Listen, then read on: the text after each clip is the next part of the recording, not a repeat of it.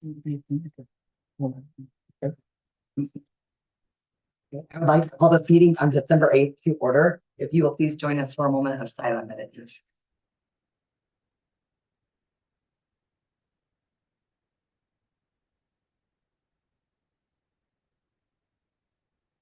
Now we can join for the pledge of allegiance. I pledge allegiance to the flag of the United States of America, and to the republic for which it stands, one nation, under God, indivisible, with liberty and justice for all. Tim, would you please read the mission statement? Sure. Our mission is to guide students to become informed, engaged citizens, and curious lifelong learners. At this time, we will do the students of the month. So if I call your name, I would like you to come up and stand in front and then look at the audience, and we will read what your teacher wrote about you. And then we're going to ask you who you brought with you today. And then don't run away because we do have a certificate for you. So first we have Wheatfield Elementary, Jude Sims.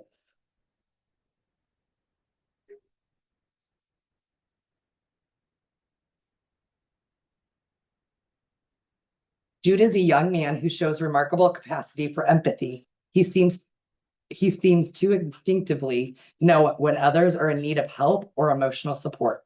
He is observant, compassionate, and truly listens to hear and understand his classmates. When working with a partner, he is able to share his knowledge and help in a patient and kind way. Our classroom is a better place because of Jude's loving spirit and big heart. Congratulations, Jude. And Jude, who did you bring with you? My parents and my grandma. Very good. Congratulations. And my brother. Oh, very good.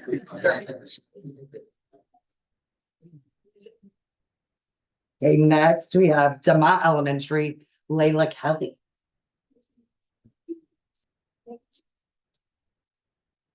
Layla is an all-around exceptional student. Layla is focused and driven to be successful when it comes to her education. Layla is also a kind friend to her classmates. I cannot think of anyone more deserving for Student of the Month. Way to go, Layla.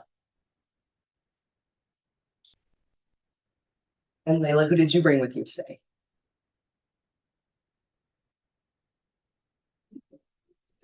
Congratulations. Our middle school's not here, correct? Hold on. We're going to wait.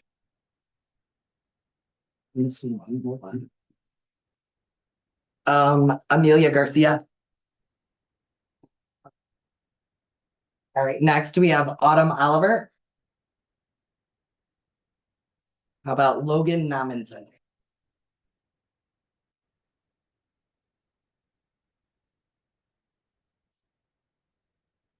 Logan was nominated for mathematics. Logan is an extremely hardworking and positive individual. In my career, few students have shown the perseverance and dedication that Logan has to improving his math ability and mastering complex concepts.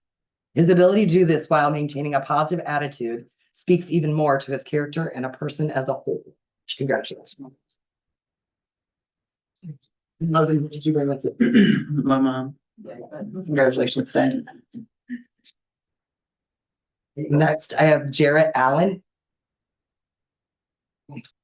And last, I have Sophia LeGrand. She is nominated for success. Sophia is a serious student who doesn't mess around. When many seniors are looking to put it in cruise control before senioritis hits, Sophia has upped the ante by challenging herself. Her schedule is loaded with all dual credit or AP courses. AP German, AP Chemistry, AP Calculus, dual credit government.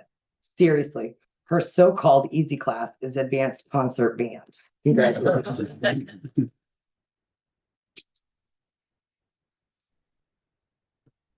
And who did you bring with you? Mine. Thank you. Congratulations. Thanks. You are welcome to stay and join us for the rest of the meeting. But if you would like to be excused, you're welcome to leave as well.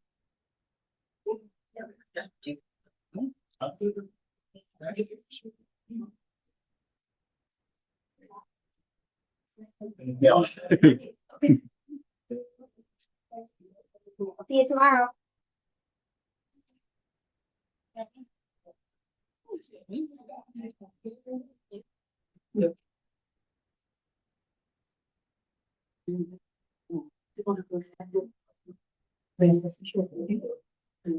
Yes.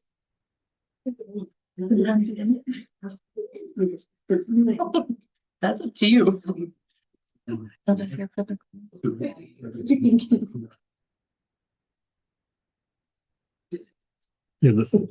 He's auxiliary. Yep, for the club. So. Just wanted to make sure we didn't miss anybody. We'll check. Collective brain.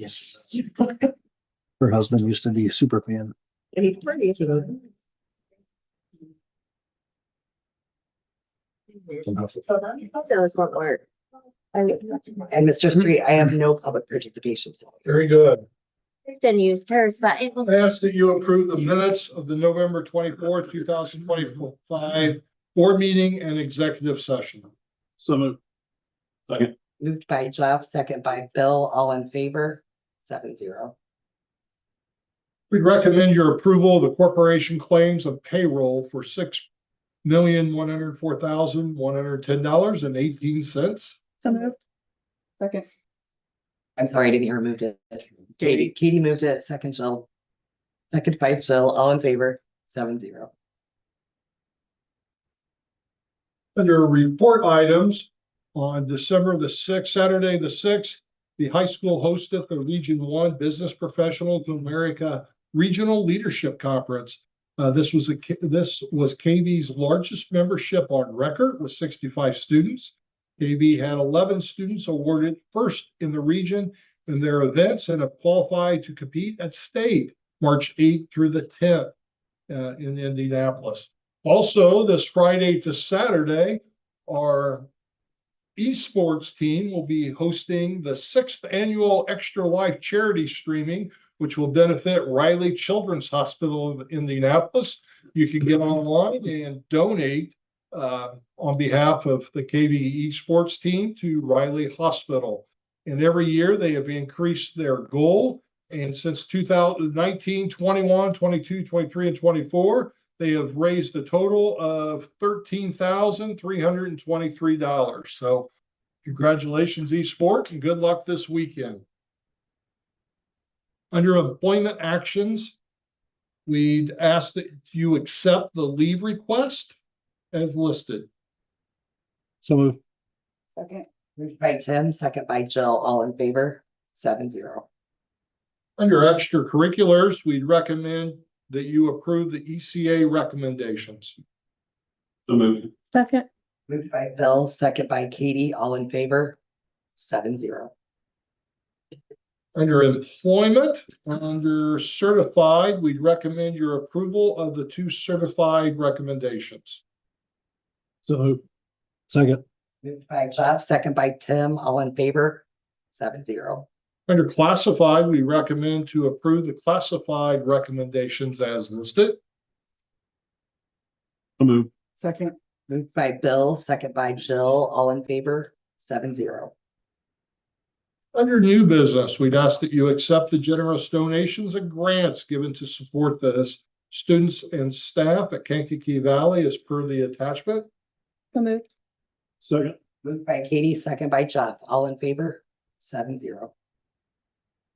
We'd ask that you approve resolution 2025-24 prepayment resolution, which is a resolution that we present every year at this time. So moved. Second. Moved by Bill, second by Tim, all in favor, 7-0.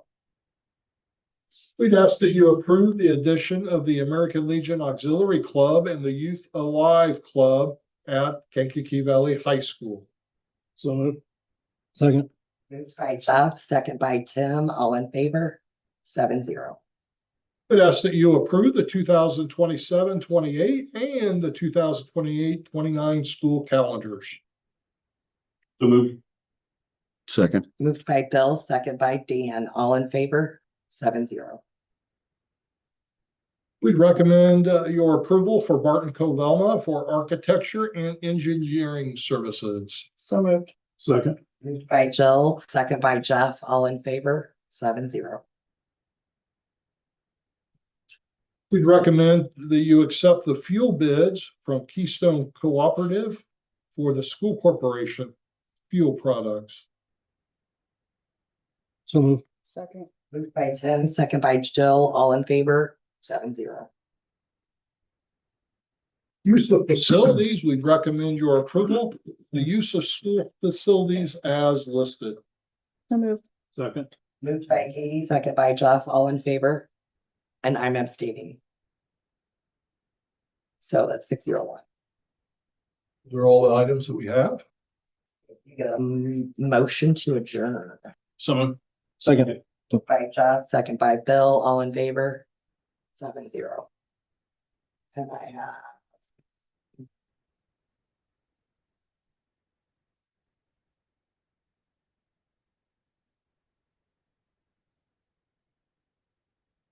Mr. Street, while we're passing out papers.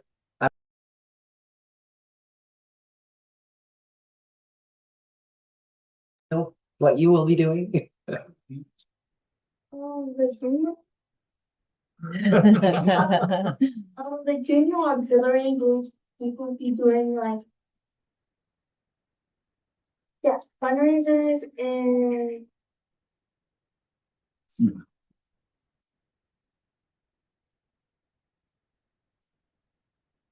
American. And it would be like $7 a year.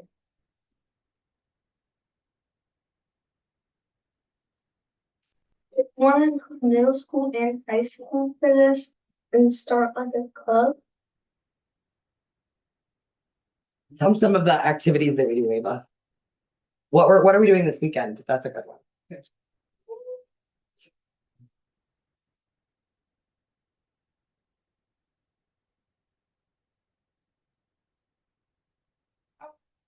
The car show that weekend. Oh, so we do car shows, funeral dinners, and race across America. Angel trees, what? And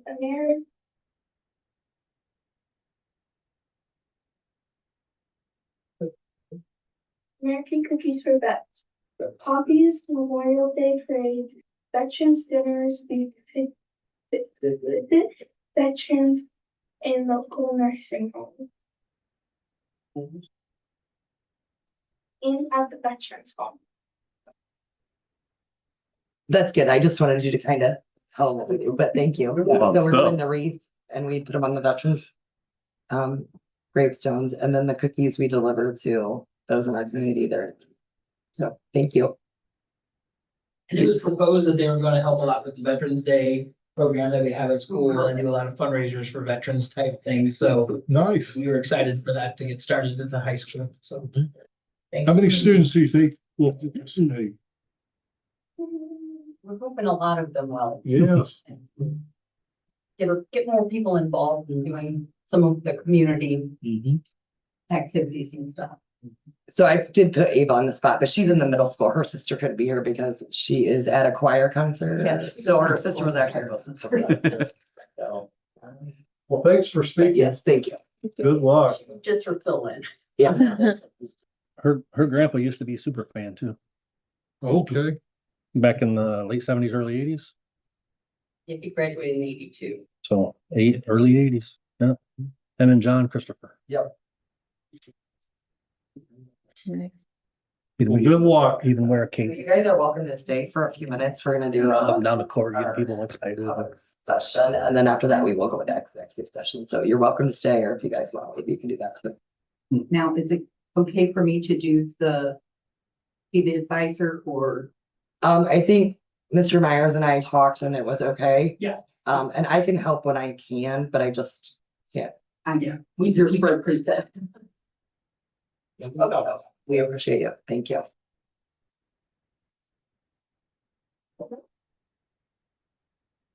Ready for the work session then? All right. Well, we'll start with finance with Mr. Ritchie. Our bond closed on November 25th. Or the final amount total at closing was $11,873,567.45. Of that, $5,750,000 was wired directly to the school corporation. The remaining amount, $6,123,567.45, is being held in the building corporation trust with Argent Bank. So bond sale closing went well. Everything's in order. We're expecting our 1782 notice to be delivered to us. That's once the Department of Local Government Finance processes our budget, they give us a 1782 notice that tells us what we're going to receive. We're expecting to receive that any time. It's probably a little later this year because of the late closing on our bonds. Probably, Senate Bill 1. We've been receiving more information from different organizations that we belong to, IASBO, little schools, different ones. In general terms, we know that the design of the bill is to bring assessed values down, which will in turn bring rates up. There are many nuances to the bill, though, that will affect each county and each taxing district differently. So Kankakee Valley schools will be different than Rensselaer schools, or just depends on a lot of different factors that are put into that bill. We've asked our municipal advisor, Baker Tilly, to work with us to give us some more information on what that will mean for Kankakee Valley School. So we're hoping to talk to them and have more information. That's all I have for tonight. Any questions for Chris? Mike? The only thing I have is on Friday, an email was sent out to the teachers dealing with the teacher appreciation grant. Stating that the application would open this morning, which it did. The rubric was provided to them. I asked that all questions come to me, and within 30 seconds, I did have one. It was a good one though. It actually was a good one. All the questions, they probably had 5 or 6 questions, and they've been pretty good questions. The principals have access to the questions on a spreadsheet and the answers that I gave. So if they get asked the same question, at least they have that. The principals also were provided with PowerPoint, and they're gonna show it to the teachers if the teachers want to come to a meeting and ask some questions. So if it's something that is just a general question the principals can answer, that's fine. If not, they can refer them to me. But there's been some good questions on that. It'll be a work in progress since this is new and a little bit different type of a grant. Any questions for Mike? Is that a percent or so many? I can't remember how that works. Yeah, the way that it works is the state said 20% of your staff can be eligible for it. But based on the money that is allocated by the state, we would never come close to that 20%. And because there's actually 3 different levels, there's $3,500, $5,000, and $7,500. So we have worked with the KVTA and decided to only do one level, 3,500. That way more teachers would have the opportunity to get it. Mm-hmm. And that would be roughly around 30 teachers that would get that based on that. If they went with the other, then that'd be considerably less money or net less chances for teachers.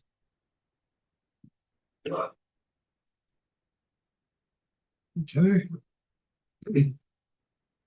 The Kankakee Valley Intermediate School presentation.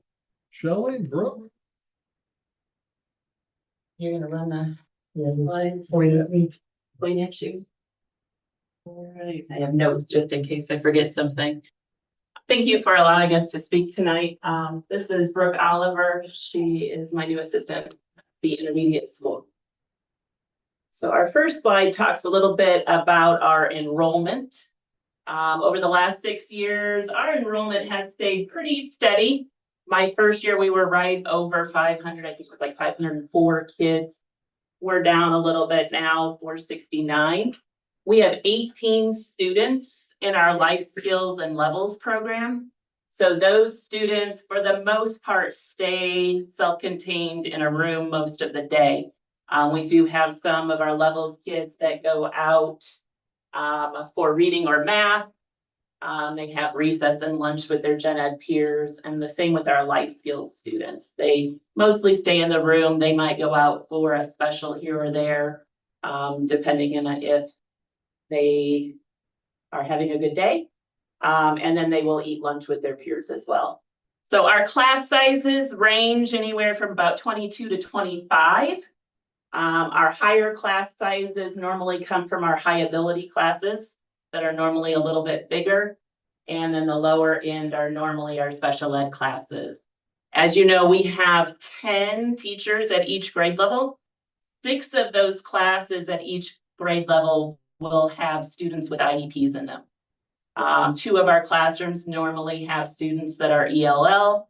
And then we have 1 class that is designated for a cluster group if we have some overflow kids from our high ability program. And then that last class is our high ability class.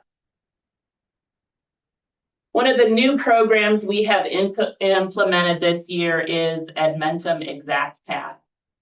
This is a great program that we just started. So at the beginning of the year, our students took a diagnostic test. And that created a pathway for our students to allow them to fill in gaps that they might be, skills that they might have missed along the road. Each time we take the I Learn checkpoint, there is a new pathway created, allowing them to fill in additional gaps. When they fill in those gaps, they receive what's called a trophy. And we have students that have mastered or filled in gaps for over 104 skills. As of November, we got a report that there was 1 student that filled in gaps, 104 different skills. So we thought that was pretty great. Some of our higher end kids, like our high ability students, they're receiving a pathway that allows them to continue and enrich and learn new skills that might be at the 6th or 7th, 8th grade level, wherever they're at.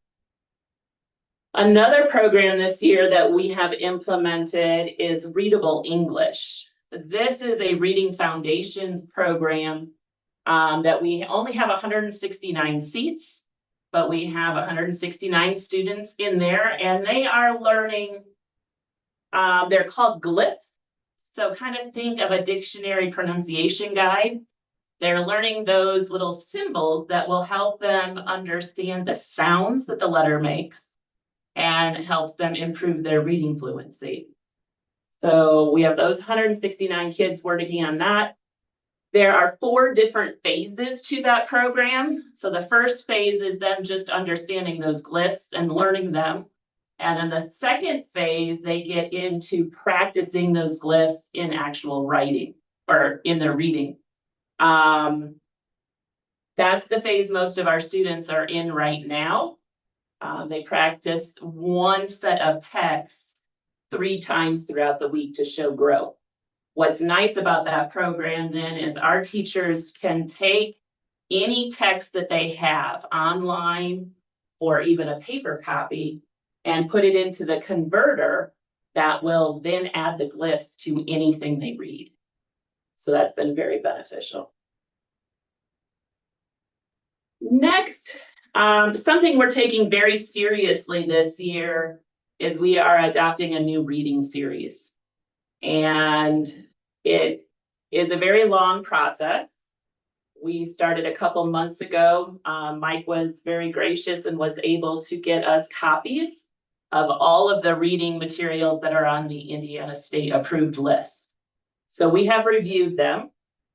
Of those, I don't know if there's 7 or 8 of them, there's quite a few. We have narrowed it down to 2 companies that we really like, the Wonders reading series and then Open Court. So I reached out to both of those companies and asked if we could pilot each one of those. We wanted to get into them, see how they work, see all the components. So I have 4 teachers right now piloting Wonders and 4 teachers piloting Open Court. And they're giving it a test run. They're really picking it apart. We'll have our first meeting on Thursday to kind of go through it, see what they're liking, what they're not liking, but we really want to make an informed decision this time around as we look at reading textbooks. Talking with the teachers, one of the things that they really want, they want a physical textbook. They want something that they can put in the kids' hands to read, which is kind of refreshing. And they're really not worried about what's online. They're not really looking at that digital platform and what's out there. Because a lot of times, let's face it, we get a textbook that has great things online and half the time they don't work anyway. So it kind of seems like we're going back to the textbooks. So that's really reassuring to me. The iLearn checkpoints are new this year. Last year, we joined most of the state when we piloted that program, but this year we're doing it full swing. We finished our first set of checkpoints back in October. We gave the ELA and the math test. And then since then, our teachers have been remediating students that were at the approaching level. They didn't quite meet mastery. And today we actually gave the ELA Opportunity 2 test. So same skills as Opportunity 1. Our teachers remediated it, and then now they retested just today in ELA, and they're finding out a lot of their students did show growth. So that has really kind of helped our teachers understand that what they're doing in our RTI process is working. So that kind of will give everybody a boost to keep that up, keep following our RTI program so that our students can measure our attaining growth. One thing that we started working on at the beginning of the year is really evaluating our common assessments. That was one area that I think we were kind of lacking in as a building, were those common assessments. Brought in Jamie Ramsey from Wabash Valley. She talked to our teachers about the importance of giving assessments and not just testing to test, but using that data then to change your instruction. So she is coming back on Wednesday to continue that talk about common assessments and then how to use data to run small groups. That's something that I think our 4th and 5th grade teachers are a little afraid of, running small groups, because at 4th and 5th grade, that's not normally something they do. But the power of a small group instruction is very important and they see that value. So we're ready to take it to the next step.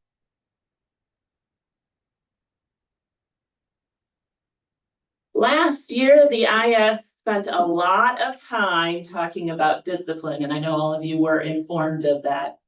As we had all those meetings and put things into place last year, we were slowly implementing some of them, but others we held back until a new year started. So this year we have fully put into place all of those things. The teachers, I'm a very hands-on paper copy person. So I made copies of everything. Everything is in a binder. They can use it as a reference. And for the most part, everything is going well. We knew that we were going to have to tweak things along the way and talk about it and have conversations. So once a month during PLCs, we all sit down and we talk about discipline. What's working, what's not, what do we need to change? Where are our areas that we need to focus on? One of the things last year that we knew we were struggling with is how we're reporting our discipline that we see throughout the day. We talked about different forms. We thought about a Google form, lots of different things. But this year, Brooke actually made a Google form for us. And that form will then take all of the data that we see from all the reports, either an office report or a teacher report, and gives us data. It keeps track of all the behaviors that we're seeing so we can see trends throughout the day, types of behavior that we're seeing, and everything is in one spot. So we talked about it, a month or so ago. And the teachers had a chance to kind of play around with it and kind of create some data, and we've had some time to look it over. So we're hoping to run it, start using it and roll it out at the first of the year.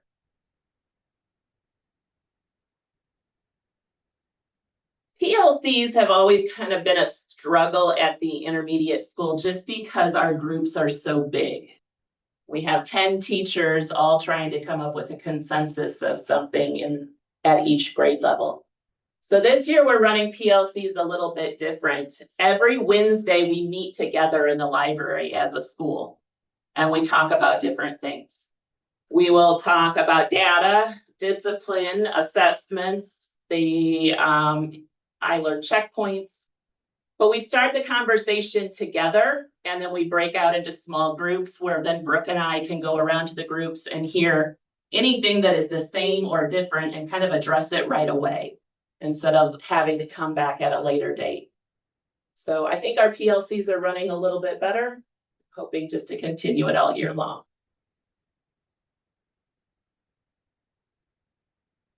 Professional development has been big this year. Lots of different things going on and many different people coming into our building. We started off the year with Randy Schrock coming in to talk about de-escalation. He works with the co-op. We had Ed Mentum in several times this year already to talk about that exact path and make sure our teachers are trained and they know how to use the program. The same thing with readable English. Marcia Webster comes in once a month to sit down with our teachers and talk about the data and talk about the program and make sure that they're utilizing it correctly. Like I said earlier, Jamie Ramsey came in to talk about common assessments and she'll also be back on Wednesday. McGraw-Hill came out to train our teachers that are using the Wonders and the Open Court programs so that we're not just throwing them into a series. They were actually trained on it first. We've had several teachers go to learn about iLearn data, and we have several teachers that go to Wabash Valley or get online and do their PD Pops, which are really nice because they're online after school.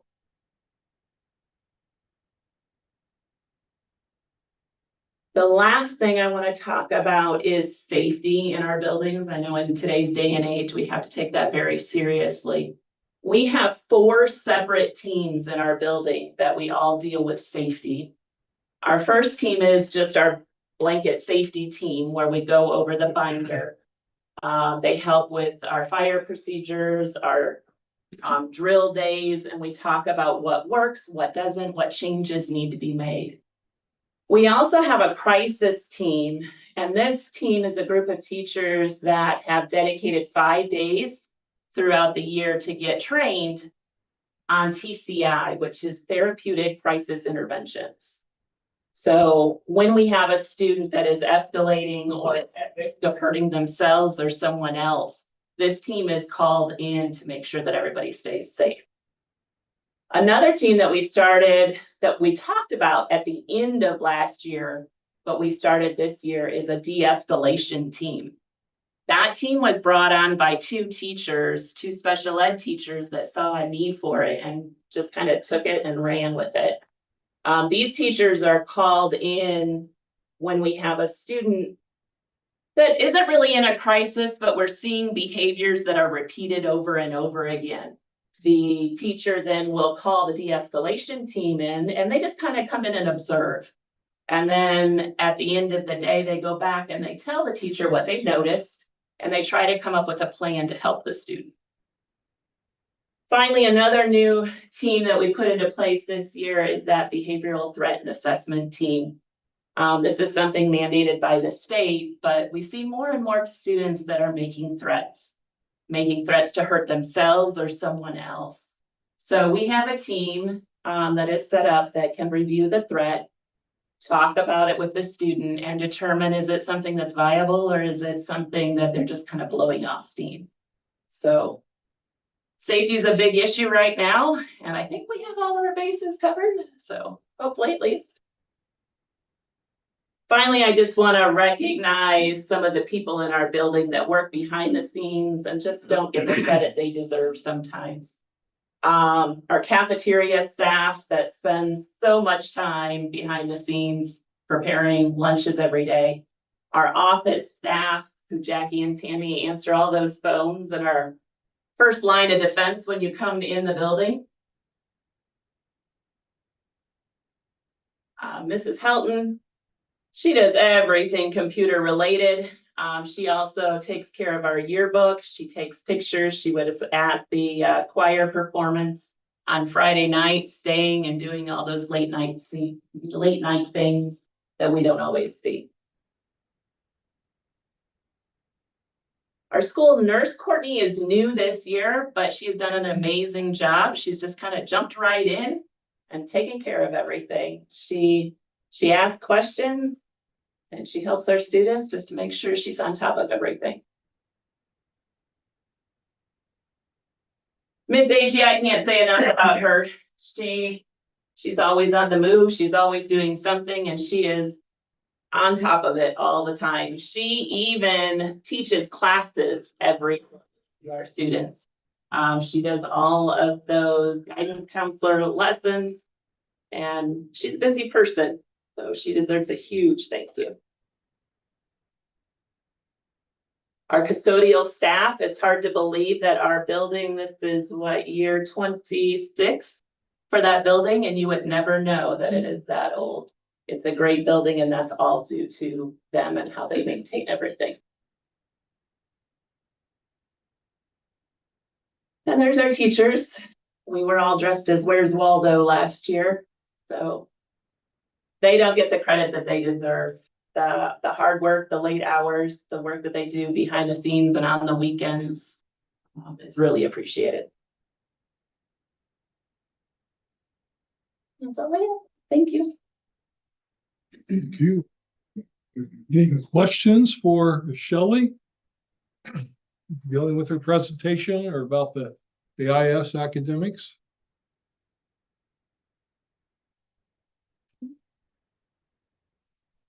Thank you, Shelley. Just want to remind the board of in January 12th, we'll have your school board organization meeting with our prior to our regular meeting. That's part of it.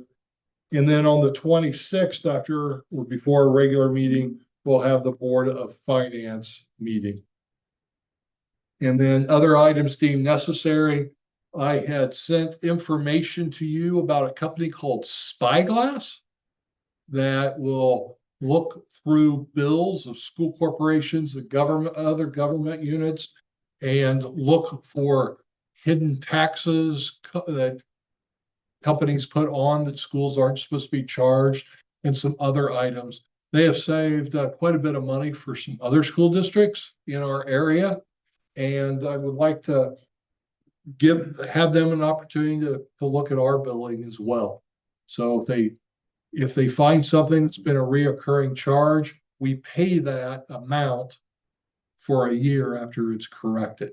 So then we receive that reduction of expense. I don't like to say savings because it's really a reduction of expense. So I like to move forward with that if you all are okay with that. So I think it'd be helpful to us. So those are all the items that we have in our work session. Unless you have anything for us. Want to adjourn?